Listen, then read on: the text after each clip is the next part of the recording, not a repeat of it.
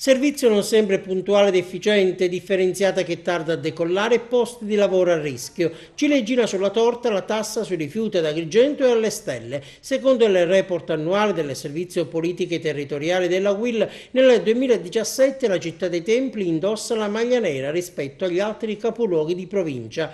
Prendendo a riferimento una famiglia composta da 4 persone con un'abitazione da 80 metri quadrati ed un reddito ISEE di 17.812 euro, ad Agrigento la tara ammonta a 474 euro, 1 euro in più di Pisa e 4 euro in più di Benevento. Si tratta del dato più pesante a livello nazionale, ben oltre la media di tutti i 100 capoluoghi esaminati dal report.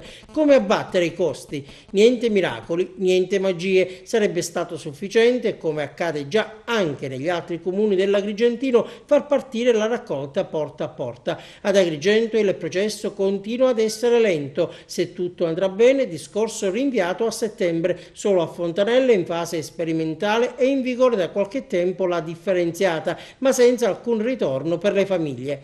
E intanto sul fronte occupazionale c'è uno stato di agitazione non proclamato ufficialmente ma reale tra gli operatori ecologici dopo che venerdì scorso alcuni di loro sono stati messi in ferie d'ufficio dalle aziende di riferimento, un provvedimento che soprattutto in estate non avrebbe precedenti e che ha messo in allarme gli operai anche alla luce delle dichiarazioni dell'amministrazione di Palazzo dei Giganti, che ha annunciato l'avvio parziale del servizio di raccolta differenziata.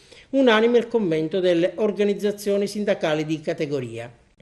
La raccolta differenziata da Agrigento, dice il segretario regionale della CGIL Funzione Pubblica Alfonso Buscemi, non può passare attraverso il licenziamento di 14 persone. Bisogna trovare soluzioni concrete e definitive per dare risposte a tante persone. La SRR di Agrigento Est, che comprende il capoluogo, deve senza dubbio mostrare maggiore capacità nell'affrontare la questione del personale, imponendo le regole che valgono per tutte le amministrazioni comunali, e dove ci sono posti nuovi resisi disponibili grazie a pensionamenti, questi vanno coperti con il personale che via via nell'ambito dell'approvazione del nuovo piano rifiuti negli 11 comuni si rendono disponibili. Abbiamo firmato nei giorni scorsi un accordo, puntualizza Buscemi, e adesso si scopre che qualcuno non ha intenzione di onorarlo e questo sta generando confusione e preoccupazione.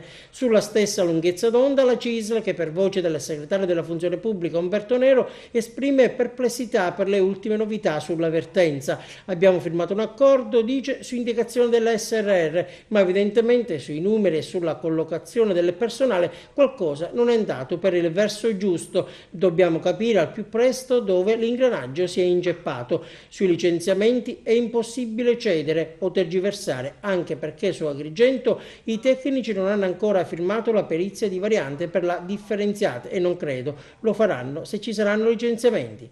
E oggi mobilitazione e disagi si intrecciano.